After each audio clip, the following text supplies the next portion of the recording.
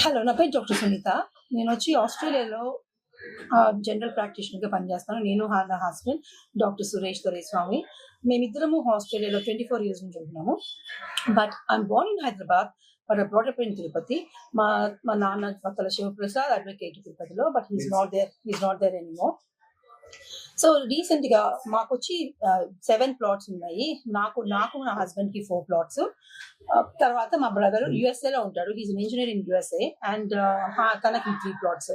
So నాది నా హస్బెండ్‌ది 240 ఎకరమ్స్ టోటల్‌గా. ఇది వచ్చి కైకాల చెరువు సర్వే నెంబర్ 1లో ఉన్నాయి. సో దాన్ని కంచి రాము అని ఆయన వెంకట సుబ్బయ్య కొడుకు అంట. కంచి రాము ఆయన దౌర్జన్యంగా లాస్ట్ ఇయర్ ఆక్రమించాడు 2023లో. ఈ విషయం తెలిసి అది కూడా వచ్చేసి మొత్తం వాల్ కన్స్ట్రక్ట్ చేసేసాడు. So with in span of just 1 week. ఆ తర్వాత మాకు తెలిసి నేను పరిగెత్తుకుంటా వచ్చి ఇండియాకి వచ్చాను ఆగస్ట్ లో వచ్చి మాట్లాడినప్పుడు, ఇన్ఫాక్ట్ కంచి రాము నేను ఒకే స్ట్రీట్ లో పెరిగాము. అప్పుడు వచ్చినప్పుడు ఇది నాది అని చేతి చెప్పాడు. నేను డాక్యుమెంట్స్ అన్ని చూశాను. తర్వాత నేను Maheshwar Reddy sir which is CI అప్పుడు అక్కడికి వెళ్ళాను, కంప్లైంట్స్ చేశాను. అప్పుడు అప్పుడు అప్పుడు బయట పెట్టిన విషయం ఏంటంటే, ఎవరు కంచిరాము బయట పెట్టిన విషయం ఏంటంటే, సబ్ డివిజన్ జరిగిపోయింది నాకు 17th May 2022లో నాకు సబ్ డివిజన్ జరిగింది అని ఒక డాక్యుమెంట్ సిఐ సార్ ముందు ప్రొడ్యూస్ చేశాడు. ఆ విషయం మాకు అసలు తెలియదు. సబ్ డివిజన్ ఎలా చేస్తారు? మావన్నీ ఆ ప్లాట్స్ మా పొజిషన్ లో ఉన్నప్పుడు, the plots was not under Ramu's position, the plots were under our position. The Kaikala చెరువు ప్లాట్ ఓనర్స్ పొజిషన్ లో ఉన్నప్పుడు how can the revenue department do sub division? It is illegal. మాకెవరికి ఇన్ఫర్మేషన్ కూడా ఇవ్వలేదు. when you do a subdivision, you have to inform everybody and everybody has to agree for the survey, which has not been done. ఇది అంతా current MLA Karunakar Reddy and his son Abhinay Reddy గారి ఆధ్వర్యంలో జరిగిందంట. ఎందుకంటే obviously municipal commission వాళ్ళది 60 crores of TDR bonds తీసుకున్నారంట. ఈ sub division చేసుకొని కంచిరాము ఆ సబ్ డివిజన్ ని తనది అని క్లెయిమ్ చేసుకొని, ఆ రోడ్ అంతా తనది అని క్లెయిమ్ చేసుకొని అది పోయి 60 crores తీసుకున్నారంట. ఇంతకీ ఆ 60 crores వచ్చి అసలు ఆ ల్యాండ్ కంచిరాముది కానే కాదంట. That land for which the road TDR bonds have been given is owned by T. Srihari Reddy. ఆయన వచ్చి వాళ్ళిద్దరిది కేసు జరుగుతుంది కోర్టులో.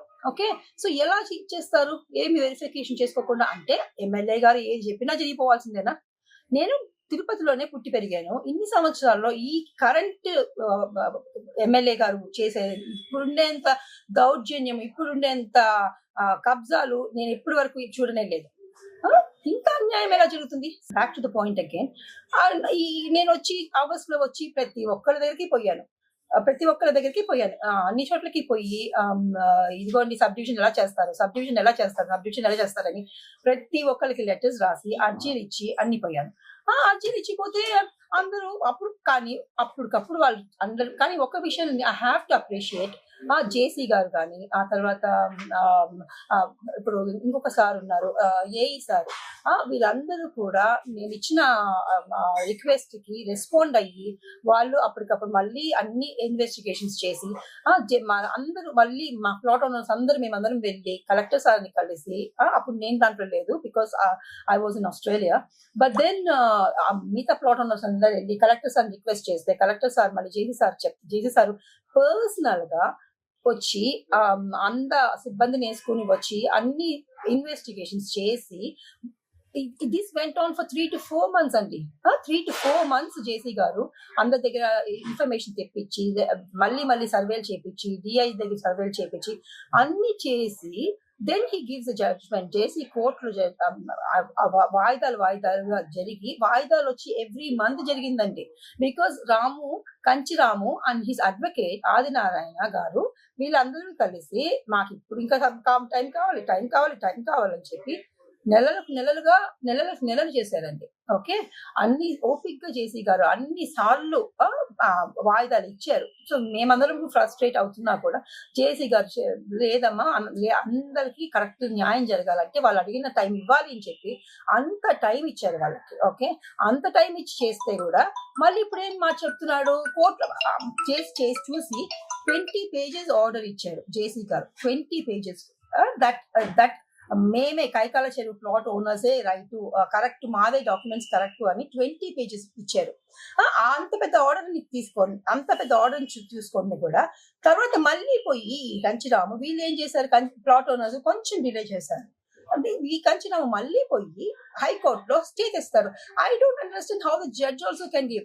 దాంట్లో పేపర్లో ఏం రాస్తున్నారంటే ఆ జడ్జిమెంట్ స్టే ఆర్డర్ ఏముందంటే ఏంటది prima facie is acceptable because 1 డేలో ఇప్పుడు వాళ్ళ లాయర్ ఏం చెప్పాడంటే 1 డేలో జేసీ గారు ఆర్డర్ ఇచ్చేసాడు అనేసి. హౌ ఈజ్ ఇట్ పాసిబుల్ అండి? How is it possible to give order in 1 day? It's not possible.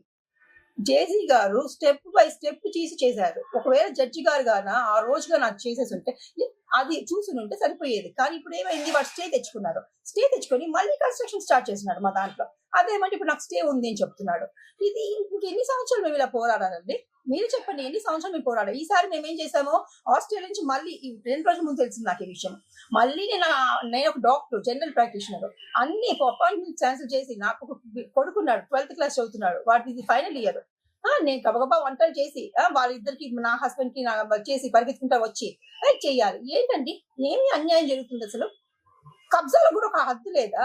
పక్కాగా మా పక్కుంటే ఎమ్మెల్యే గారు సపోర్ట్ అంటారు, ఊరికంటే చాలు ఎమ్మెల్యే గారు సపోర్ట్ అంటారు. ఏంటి ఎమ్మెల్యే గారు సపోర్ట్? అన్యాయానికి ఒక హద్దే లేదా? అదేంటి పేపర్లు ఏముంది? State of Andhra Pradesh district collector, joint collector, revenue divisional officer, tahsildar, ఈ శ్రీహరి రెడ్డి, కైకాల చెరుకు వీళ్ళందరూ తప్పు